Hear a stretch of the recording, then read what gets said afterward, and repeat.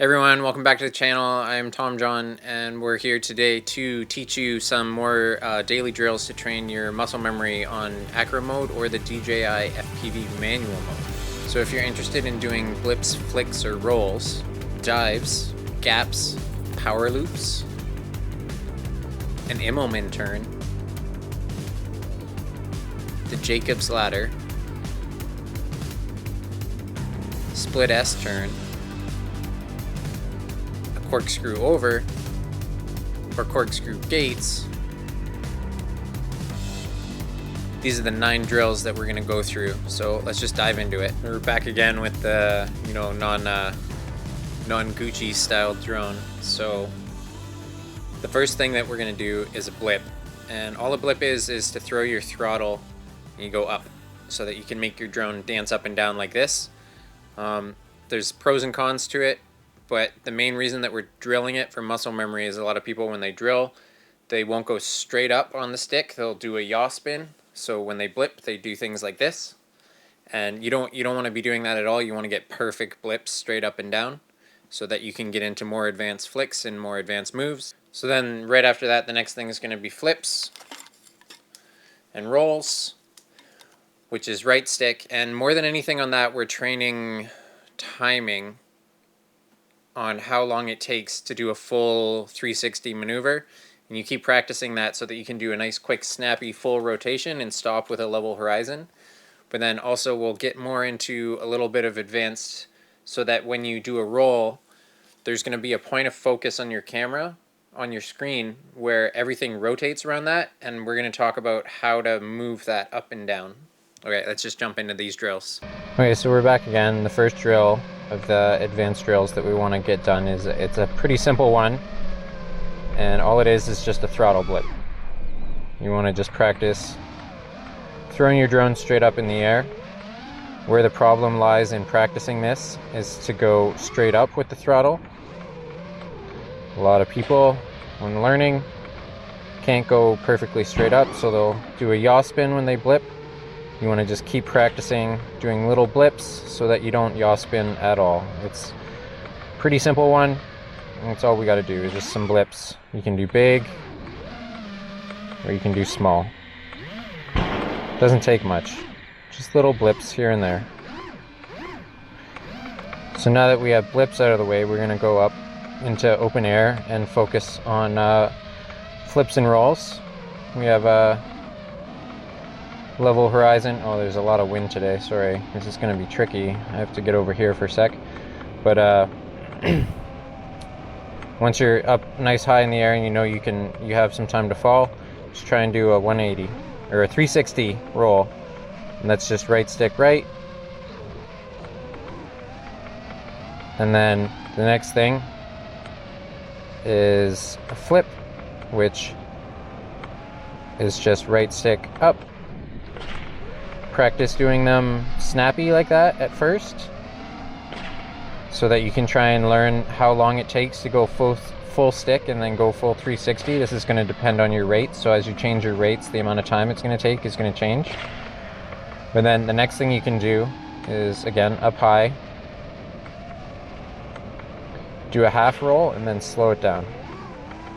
See, I'm getting thrown around by the wind a lot here, so this is a little tricky for me at the moment. It's like 40km/h winds here today, which is perfect. And then let's get up nice and high. So you can do a half flip and then slow it down. And I kind of overshot there, but that's okay. And those are the open air ones. You can mix it up between fast and slow. Either a 180 fast and a slow 180, fast 360, or you can ease through it so that it slowly accelerates. But then the next step is learning to do it low. The reason that we focus blips is you have to do a blip to start off the maneuver when you're low. So if you have a little forward momentum, do a blip, and you can flip. And then vice versa, going forward, do a blip and roll and catch. A lot of freestyle pilots use really fast rates. I use 500 degrees per second. Mainly it's just what I prefer, but freestyle pilots will be upward of 1,000 so that they can do a flip and a roll in a quarter second. For me, it takes about 2/3 of a second. Full stick. Then once you get to more advanced flips and rolls, the next thing to notice is when you do a roll, there's a certain spot on the screen where everything's rotating around, and you can shift that up and down by adding yaw to your roll. So your point of focus when you do a roll is going to be at the bottom of the screen when you have no yaw. But if you want to pull it up on the screen so that it's more center screen or top of screen, you add some yaw to your roll, and that'll allow you to keep a certain point of focus. And that's the main thing that you want to practice with rolls, in my opinion, is coordinating your yaw with it so that you learn how to bring that point of focus up on your screen, the higher or wherever, so that, say you're doing a yaw spin and you want to have a certain focus point on, say, a waterfall. You're doing a waterfall dive. I've done a few of those, I can show you, but you want to have the point of focus at the bottom of the waterfall. So you just add a little bit of yaw and it'll pull that focus point up. But my battery is running out, so we're going to come in and land. Blips are also known as flicks, and there's a whole subculture of flicks and tricks within freestyle FPV. But the first one I'm going to show you, just for sake of demonstrating that, is what's called the look back. And you just throttle towards something, do a blip, turn, look back at your subject, catch yourself. Pretty simple one. I'll do it again. So you just go towards your subject, throttle up, yaw, spin back, look, let yourself float, catch yourself. So a little bonus tip on that roll is, as you change your yaw with your roll, that brings the dot up. But if you pitch as well, so that you get all three balanced, the amount of pitch you're using will pull your roll, or your point of focus of the roll, left and right. So if you practice all three, you can fiddle around with it, and you'll eventually learn to master how to make the dot point of focus anywhere on your screen by balancing your pitch, roll, and yaw all together. It's a little more advanced, but we'll get there. Just keep practicing those every day, and you'll get it. Okay, so the next drill is doing dives, which is, that's quintessential FPV right there. But you're going to be up in the air, flying forward, and a dive is you just pitch forward to get your nose straight down so that your camera is pointed at the ground. Depending on your up tilt, it's going to change, right? So that's my angle for going straight down. So if I throttle too much, I'm going to be going forward as I dive. So I have to cut my throttle to a minimum. Again, that's going to change on your up tilt. If you have a really high up tilt, this will be straight down. If you have a really low up tilt, like 10, this is going to be straight down. So basically just lay off the throttle when you're doing a dive. But as you come in towards the ground, you're going to have to pitch back. And as you're pitching back, you want to increase your throttle so that you're slowing down and finding that equilibrium between gravity and thrust again. And as you pitch forward, remember that's also going to create more thrust because you're pointing your props towards the ground, equaling it out with gravity. And the biggest mistake that people make with new dives is when they get to the bottom, they don't lay off the throttle, so they start shooting back up. And you'll see all the time people do a dive, they bounce, and then they continue on like that.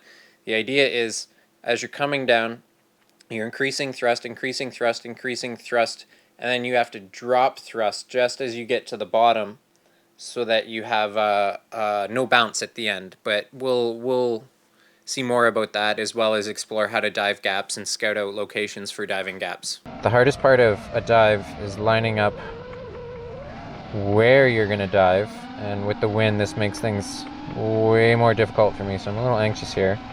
But essentially, you use the bottom of your camera to make sure you're lined up with where you want to be.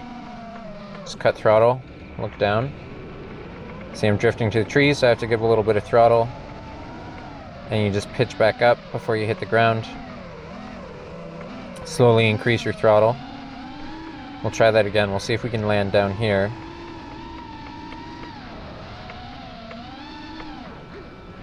Oh, there's way too much wind. You just pitch back, throttle up, catch yourself. See, there's a pop-up there at the end. That's because I did a little blip. I didn't balance I panicked because I thought I was going to bottom out, so I hit the throttle too much. That's something you don't want to do.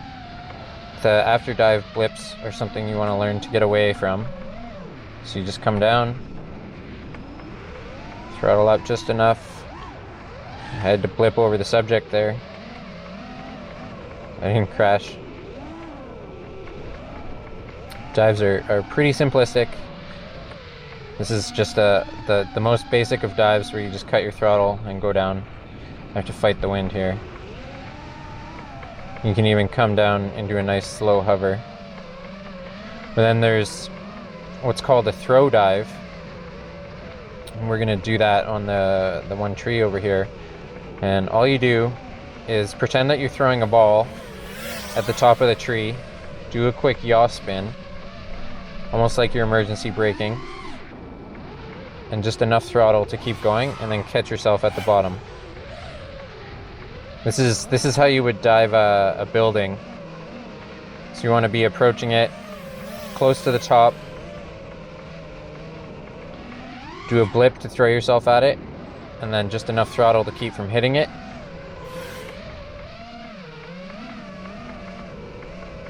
This is what I call a throw dive.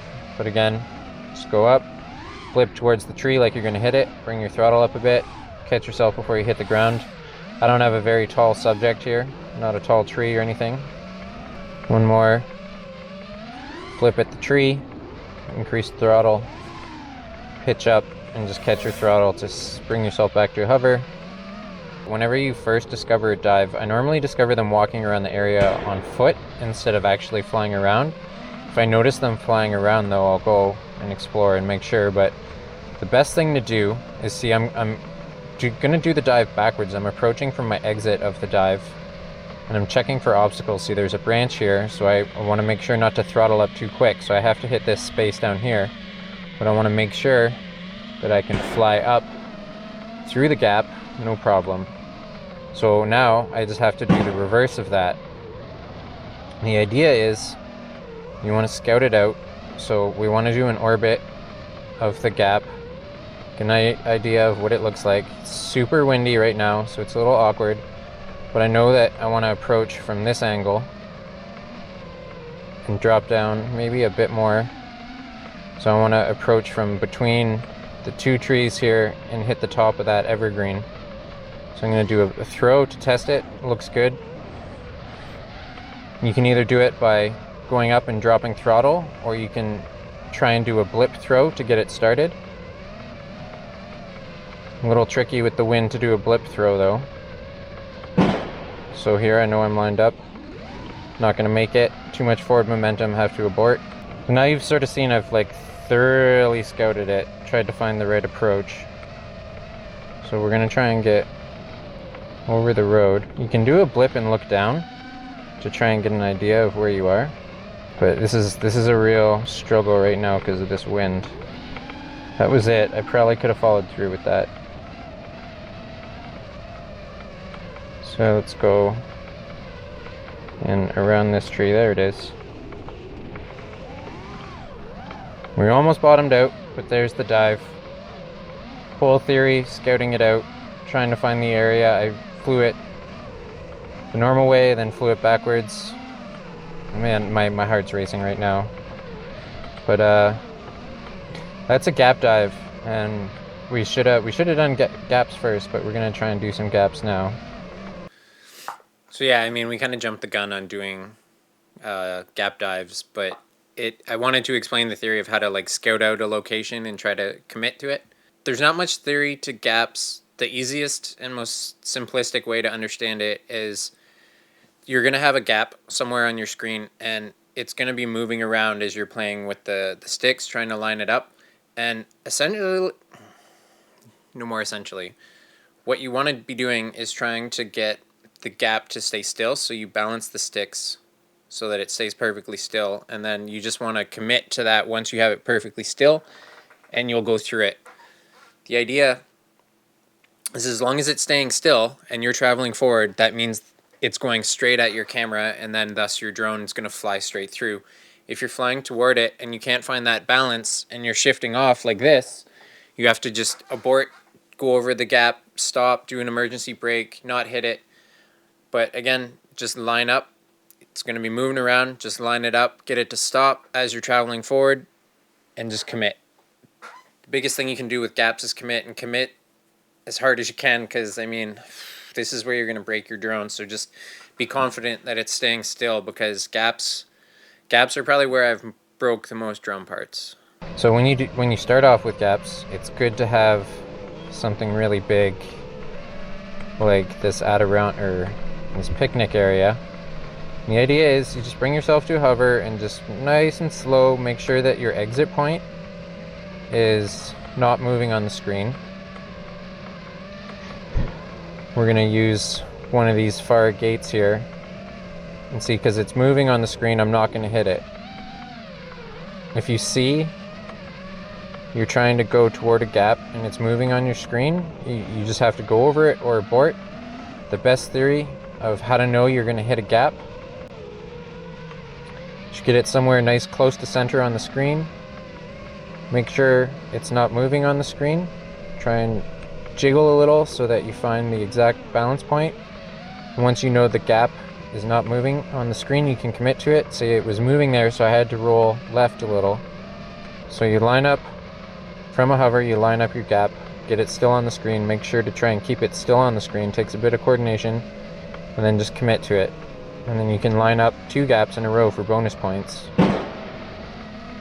Or 3. The next one's power loops, and that's definitely where I broke the most drone parts by far, and it's always my my motors. I rip off a lot of motors trying to learn power loops, and it's honestly the one that I struggled with the most, because I use a low up tilt of 30 degrees. If you have a high up tilt, it's a lot easier. And all a power loop is you have a gap, and you're just flying the drone up and around and back through, so that you're doing a loop around whatever your obstacle is. And all it is you're flying forward, and as you pitch back, you're increasing throttle, and you get to this point where your drone's forward, and you want to be at maximum throttle of your increase through the entire time that you're going up, so that you're throwing your drone backwards. And right as you reach that apex, you have to cut your throttle right off so that your drone throws and keeps going. But then once you reach this point, you have to start increasing your throttle again slowly, so that you're slowing down and then continuing your pitch and continuing yourself through.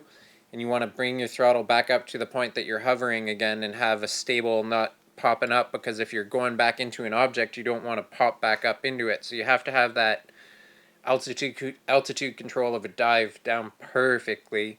Otherwise, you're going to pop back up and hit whatever the object is that you're power looping. The other main issue is if you thrust really quickly, and if you pitch way too quickly, you're just going to go and hit your obstacle like that. I've ripped off so many motors that way. You just want to start off doing them really big. We'll do a nice open air one. As you pitch back, you slowly throttle up, and then once you see the sky again, you just catch yourself and slowly throttle up again. That was a really rough one because of the wind, but what we're going to do is we're going to do one around one of these little gates here, now that we have gaps down.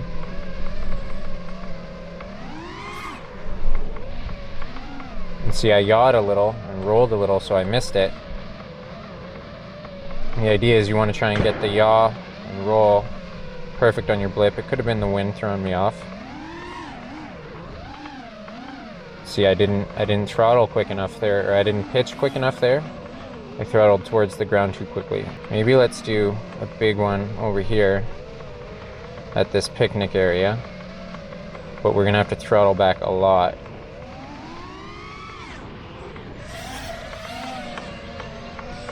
Not the cleanest, but you get the idea. So I'm not pitching quick enough is the issue. And we almost landed on the roof. Let's see if we can get one clean power loop.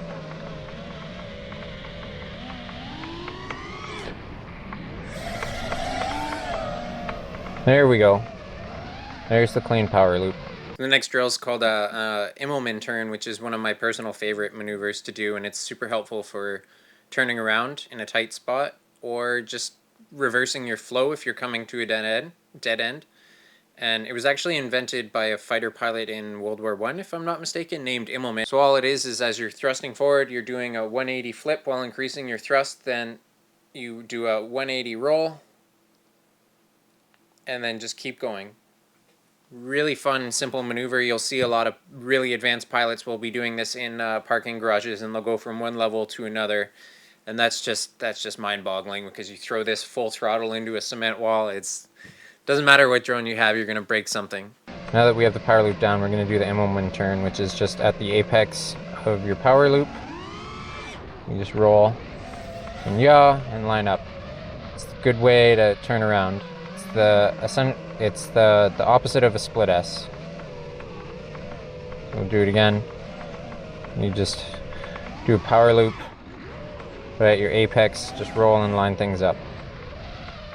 Not hard at all. You can do it on small.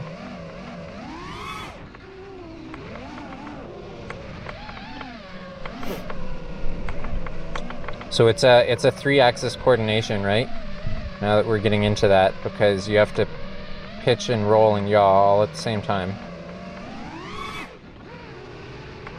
Because you're just doing a coordinated roll after a half flip. So it's half flip, half roll.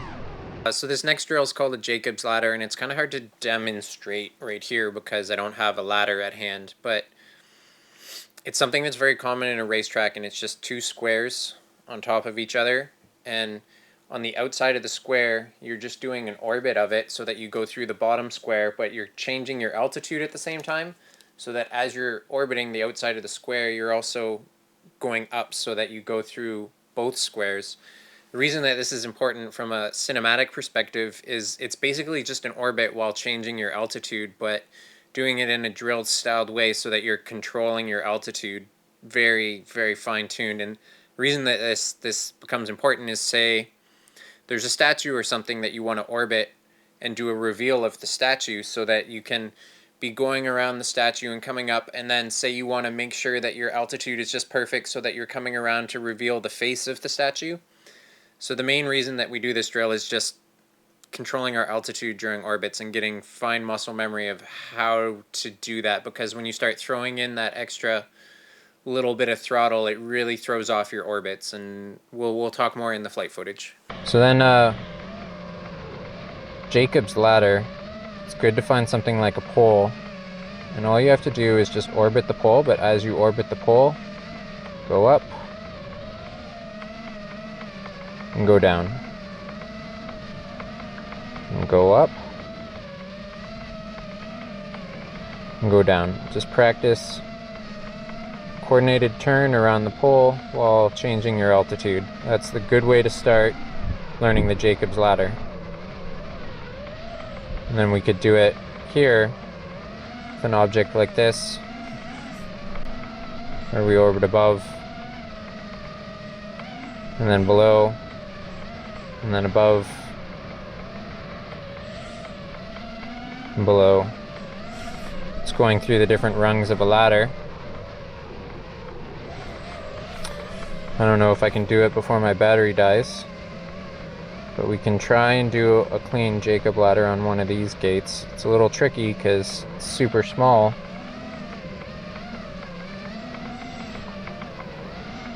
There, and that was a ladder.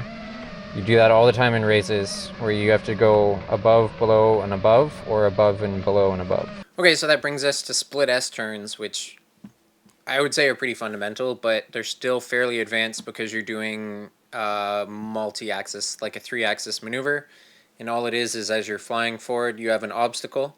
As you're flying forward, you can either do a yaw spin and cut throttle and then go underneath the obstacle, or you can do it inverted, which is when it becomes 3-axis, so that as you're going towards the object, you do a blip up and you do a 180 roll, and as you're doing that 180 roll, you're also doing a 180 flip so that you can go back under the object, and then you catch your throttle around here and then just keep going.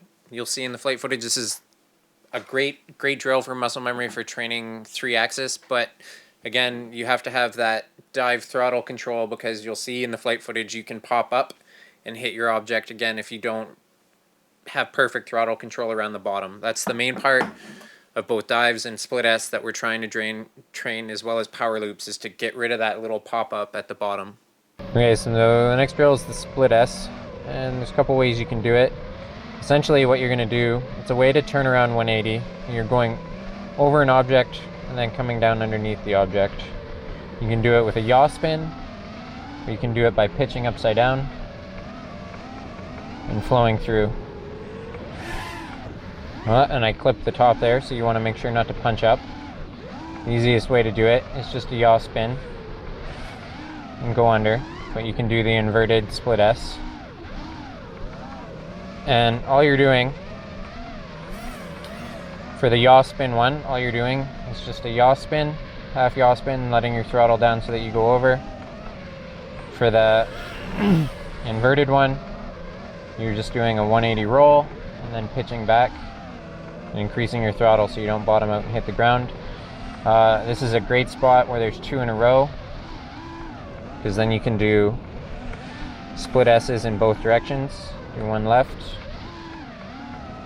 go up and do one right. If you have some gates, this is a great way to do it.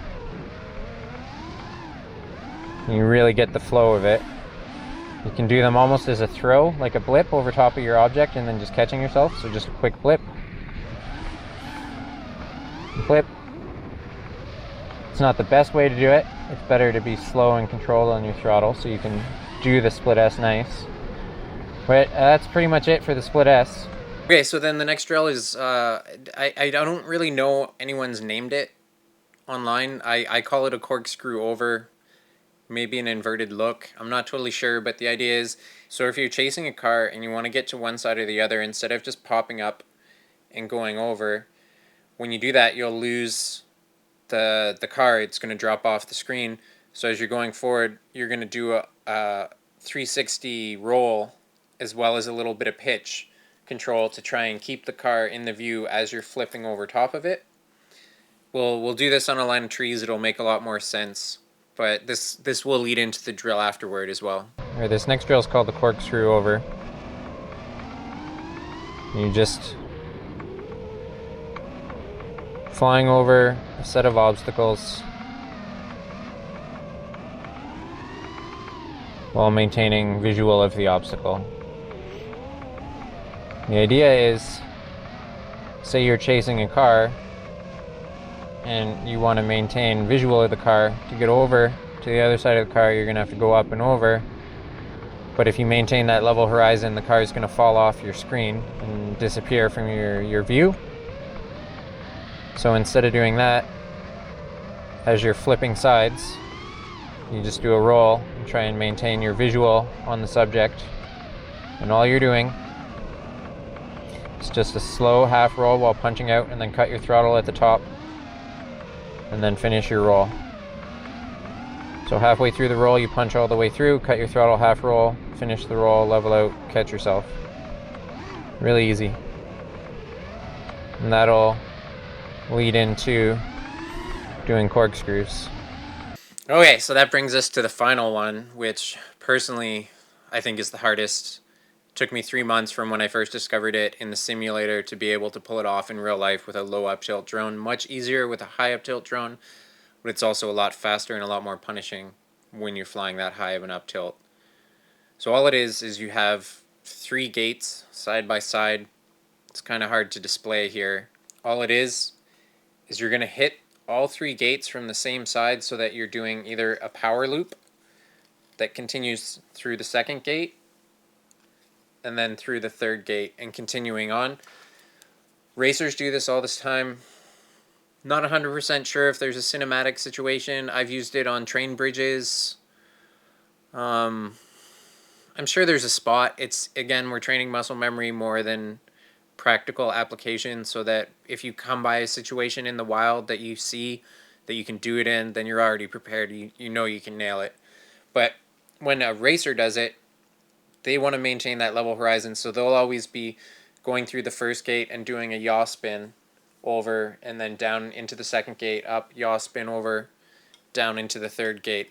you'll see this. I'll demonstrate first the yaw spin, then the other way, and then the final way is, because I'm low up tilt, I find it much easier to go at an angle and sort of do a roll power loop around.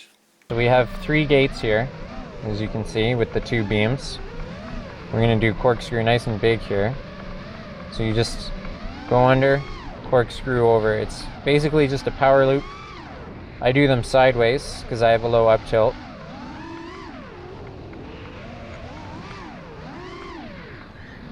You can do them without going inverted. So if you're going to do a corkscrew gate not inverted, it's just a yaw spin over top and back under.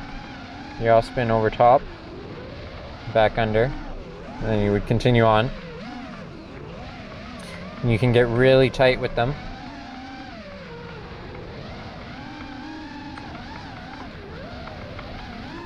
And we can switch over to doing them on these closer gates. So you can do them as a yaw spin, which is the easiest way to do them, and actually the fastest way to do them. You'll see racers are always doing them as yaw spins. So you can also do them as power loops.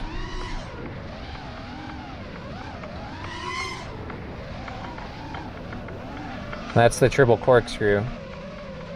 They're easiest to do sideways at a low up tilt, so that you can keep your subject in view. So you're just doing a roll, but you're doing it nice and slow, and you're maintaining throttle as you do it, so that you throttle through it, and you drop your throttle when you're at the apex, so you come back down.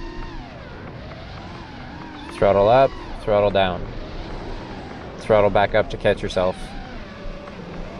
Really easy maneuver once you practice it. Well, that brings us to the end of the drills. I hope that you are able to stick with them. It's going to take you months and months to get all of these down mastered.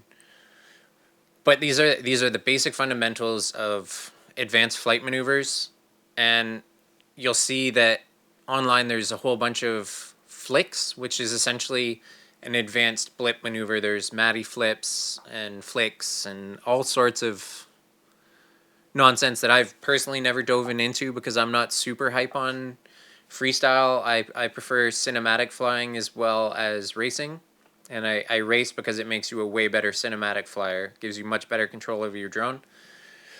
Freestyle I'm not a big fan of, just because, you know, most people, 50% of the population starts to feel motion sick watching it. Like, not necessarily 50%, but the only people who enjoy watching freestyle videos are freestyle pilots, because they're watching what the drone is doing. They understand how complicated it is.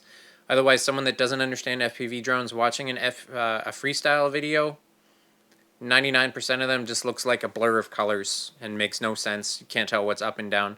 But then there's people like Nurk FPV, who did his train video. That's a brilliant freestyle video where you go and explore an environment and use the environment in such a way to showcase what you can do with a drone that you can't do with any other camera. And he keeps a great flow with that. So then onto our bonus tip: what is flow and what is freestyle? So I guess now that you have all of those down, the next step is to sort of learn how to flow as a bonus tip. And flow is essentially just never killing your momentum. A way to kill your flow is, say you want to try and hit this and you can't, so you have to abort. That's a kill in flow. But what you want to do is start trying to chain all of those maneuvers together, or chain all of those maneuvers together into like a combo in Tony Hawk. So I know there's a gap up in this tree right here. So let's go hit this gap.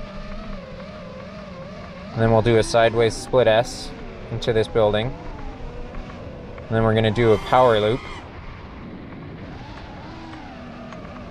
And then an Immelmann Turn. And then I can't hit those gates, so I miss them. So let's just continue the flow. Then I'll try and do a couple of split S figure eights here. And we'll just punch over, do a fun spin, why not? And then I can see those targets now, so I can start sort of spinning around to line them up.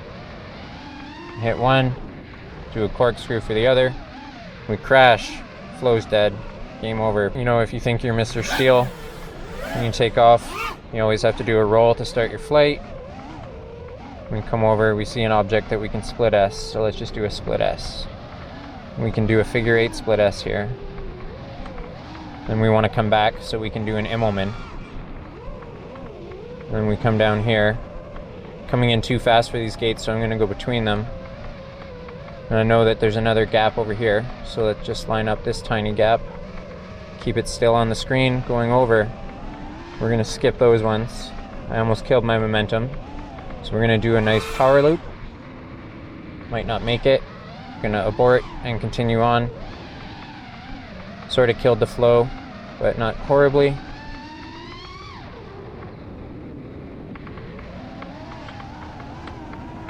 Definitely lost at the moment, not sure what to do, so we're just going to do some flips and rolls. I know there's a nice path up here, so let's just do a flowy line.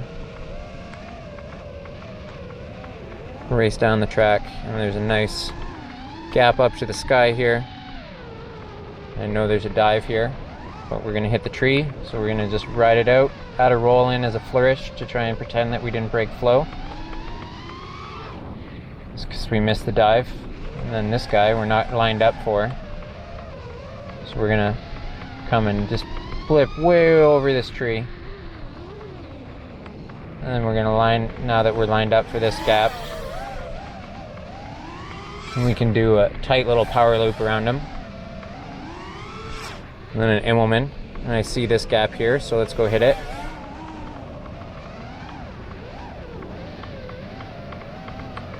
And we're getting lost again. There's lots of gaps in these trees. I'm going to neglect them for now. I'm starting to see these lines here. We're going to hit the tree, so we sort of kill the flow, but don't come to a complete stop. So we're going to try and power loop. Get the second one.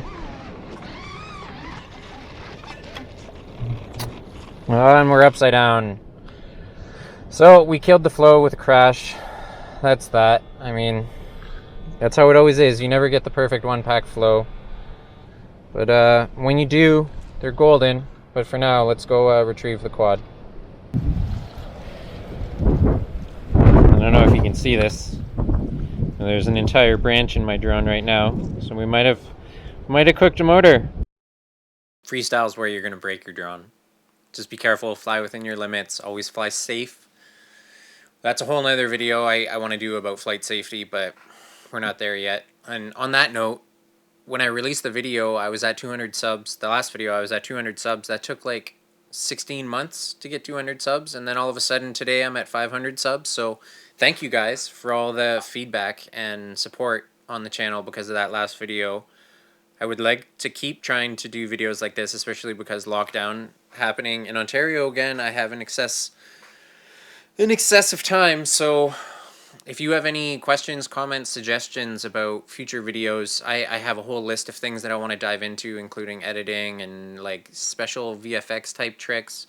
But I'm willing to answer any questions you guys have, so leave it in the comments, and if it's video worthy, I'll make a whole video about it. Another way to show support is you can check out my social media. There's really only my Instagram is the only one that's active, and all I really show there is my crash reel and my highlight reel, as well as some personal videos of my huskies. I'm not too like caught up in social media, but I guess if you want to see a glimpse into my personal life, that's where you're gonna get it, not so much here on the educational channel. But yeah, that's that. So again, thank you, and I hope you sub, and I hope you stick around, and I'll see you in the next video. Bye.